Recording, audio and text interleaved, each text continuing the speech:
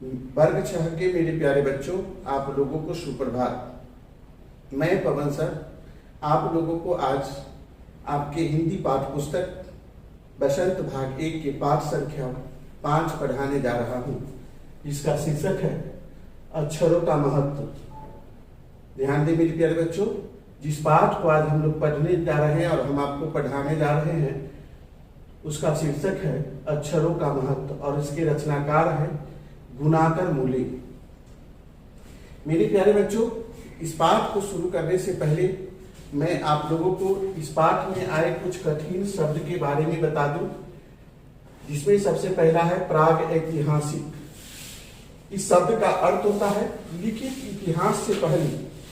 कहने का मतलब मेरे प्यारे बच्चों, जब से जो इतिहास हम लोग पढ़ते हैं, जो लिखा गया है, उसके लिखने के पहले के समय को हम लोग प्राग ऐतिहासिक काल कहते हैं। उसके बाद है कल्पना, जिसका अर्थ होता है अनुमान लगाना या सीधे अनुमान कर सकते हैं। दूसरा है आगे लिपि। आप लोग इस शब्द के बारे में सुने होंगे, लेकिन इसका अर्थ होता है लिखने की क्रिया।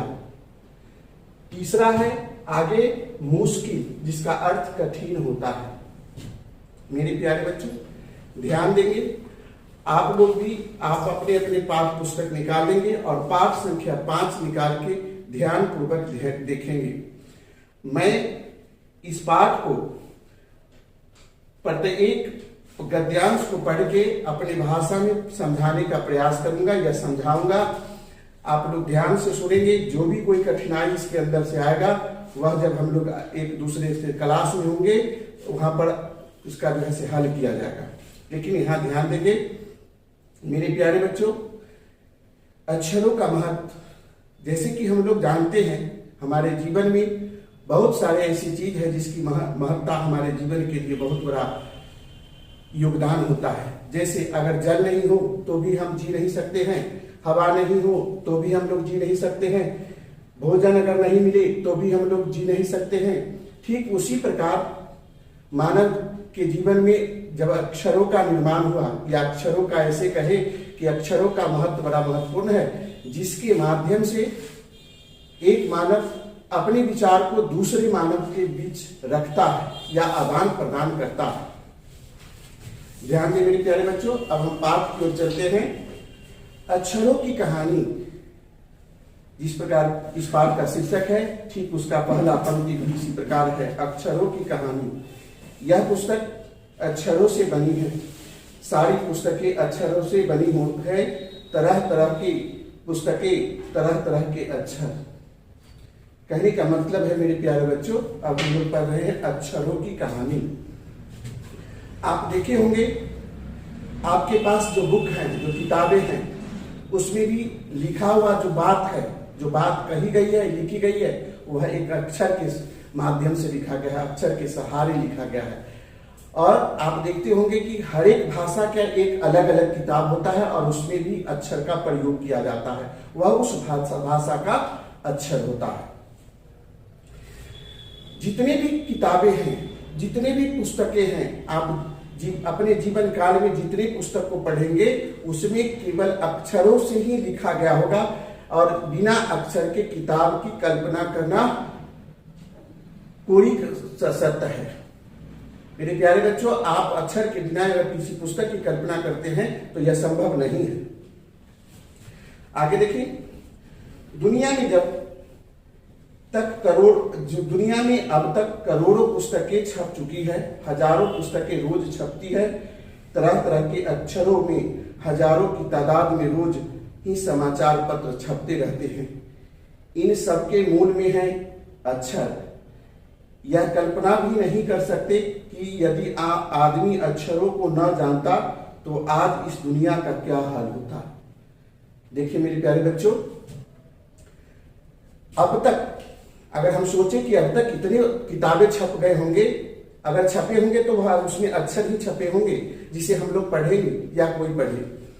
दूसरी बात, नित्य दिन प्रतिदिन समाचार पत्र छपते हैं, बहुत सारी किताबें छपते रहते हैं, लेकिन सबका जो मूल है, जो जड़ है, छपने का क्रिया है उसमें केवल अक्षर ही छपता है और उसे हम लोग उसकी भाव को समझ के उसे पढ़ के उसके भावना को पढ़ के विचार को पढ़ के हम लोग अपने अनुमान को लगाते हैं। लेकिन अगर हम सोच ले या अनुमान लगाएं कि हम अक्षर के बिना की कोई किताब की कल्पना करे, कोई पुस्तक की चर्चा करे, यह संभव नहीं है।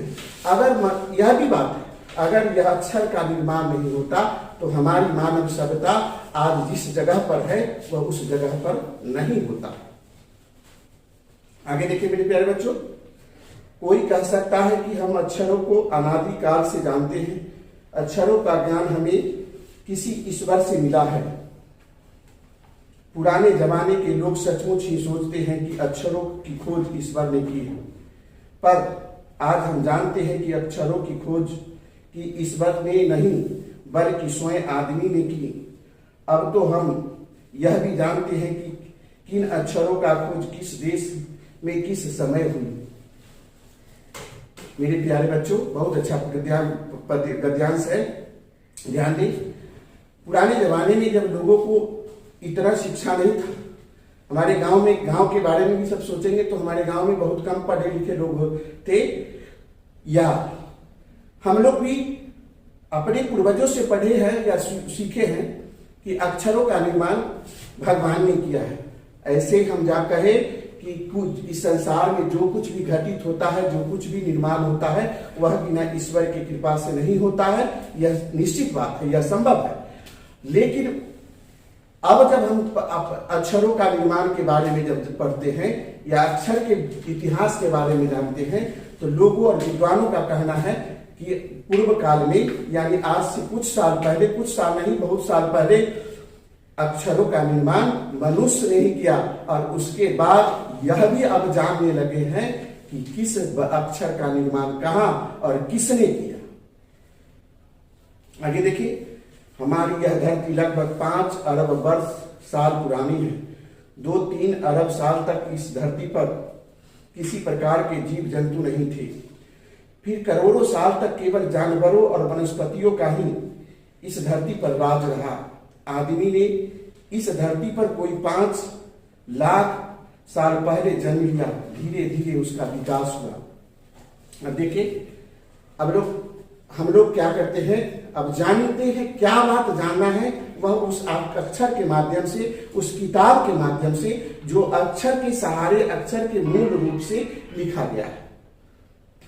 ऐसा कहा जाता है कि आज से 5 अरब वर्ष पहले हमारे इस धरती का निर्माण हुआ था, और धरती के निर्माण के बाद लगभग 2-3 अरब साल तक इस धरती पर किसी प्रकार के जीव जंतु नहीं थे। मैंने कहने का मतलब, यह पृथ्वी केवल पृथ्वी थी, इस पर कोई भी प्राणी नहीं आया था। फिर करोड़ों साल तक केवल, फिर जब जानवर आए, वनस्पति आई, तब इस पृथ्वी पर केवल वनस्पति और जानवरों का ही राज था।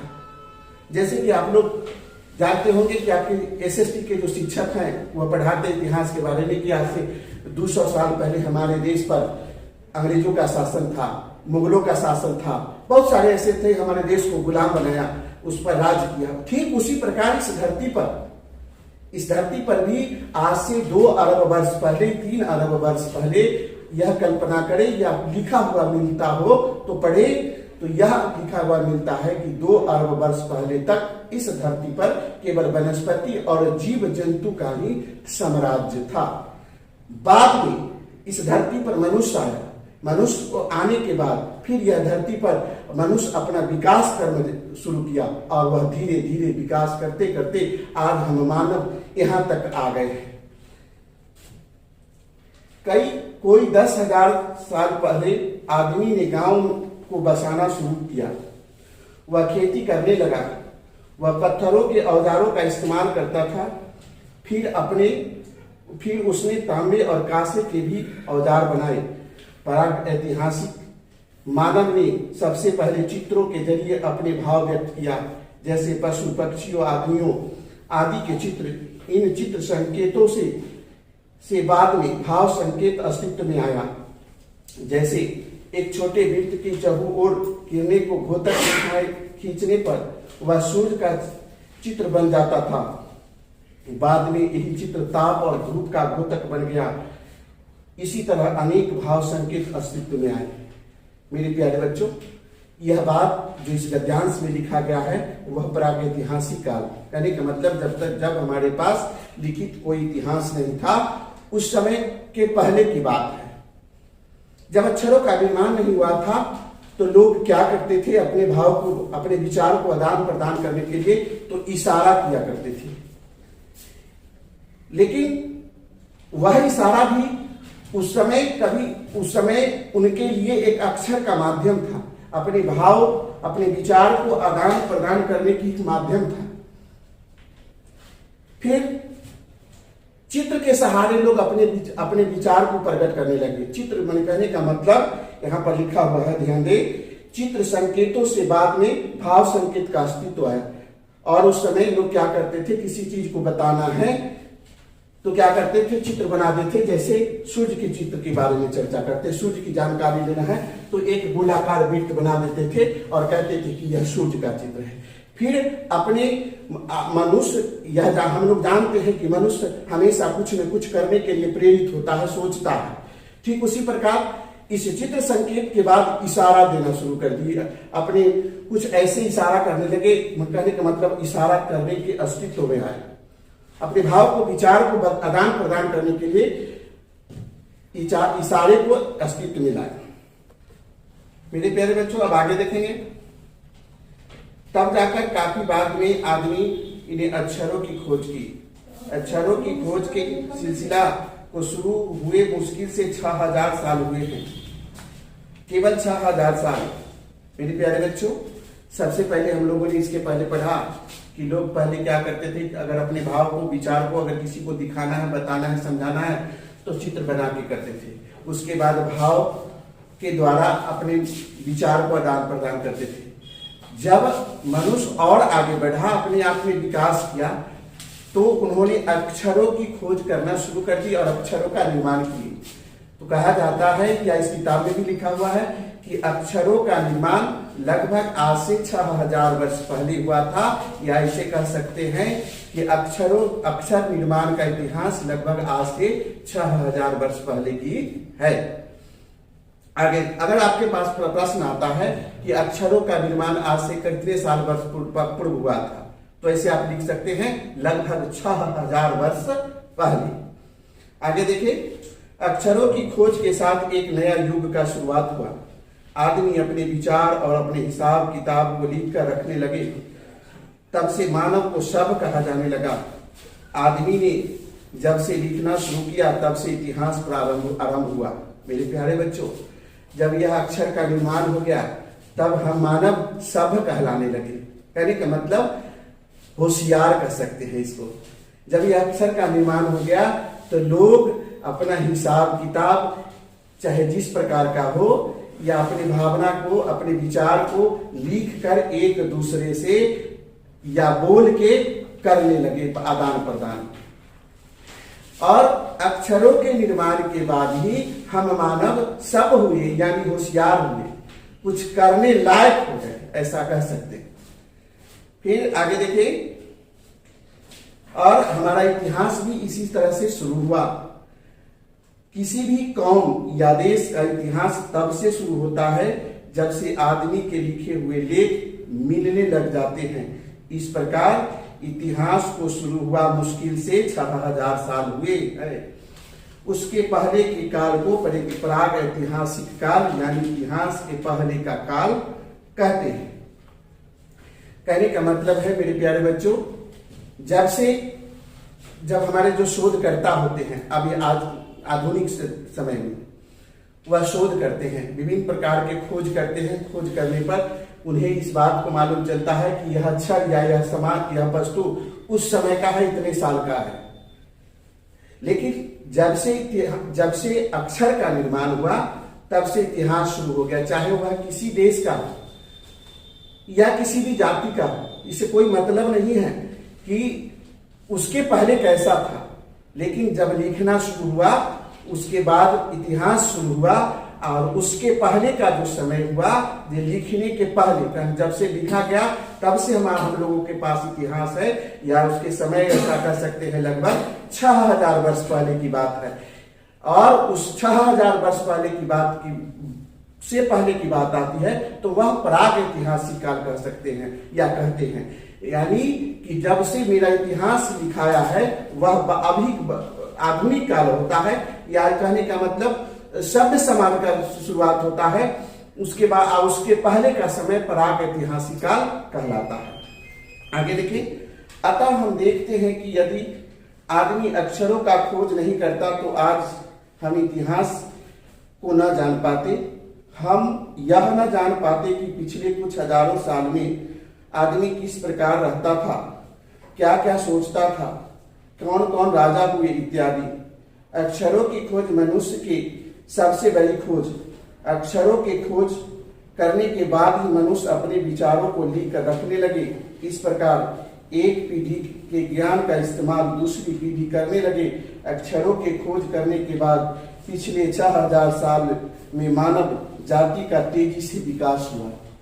मेरे प्यारे बच्चों ध्यान दें, जब अक्षर का निर्माण हो गया तो हम सभ्य कहलाने लगे और यह भी जानने लगे कि हमारे जो पूर्वज थे, हमारे हमसे पहले जो हमारे वंश में या हमारे देश में जो आए वह किस प्रकार रहते थे, क्या करते थे, क्या क्या खाते थे, क्या सोचते थे, कैसे जीवन यापन करते थे, कहाँ कहाँ रहते थे, अपने जीवन काल को कैसे बिताते थे।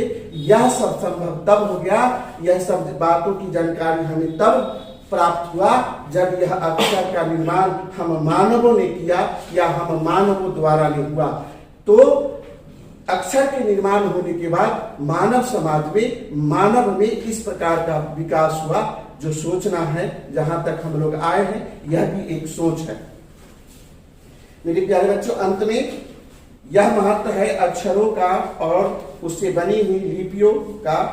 अतः हम सबको अक्षरों की कहानी मालूम होनी चाहिए। आज जिन अक्षर को हम पढ़ते या लिखते हैं वे कब बनाए गए, कहाँ बने और किसने बनाया, यह जानना जरूरी है।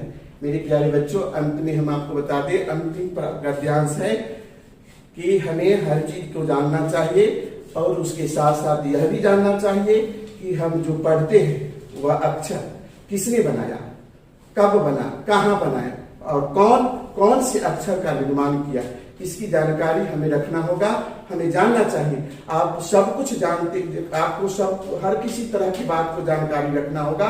तो उसके साथ साथ अक्षर का निर्माण के बारे में, यूं कहे कि आपको अक्षर के इतिहास के बारे में भी जानकारी रखना होगा। मेरे प्यारे बच्चे, आप लोगों से यह कहना है कि आप लोग अपने अपने घर पर ध्यान से पढ़े, समय का सदुपयोग करें, दुरुपयोग न करें। धन्यवाद।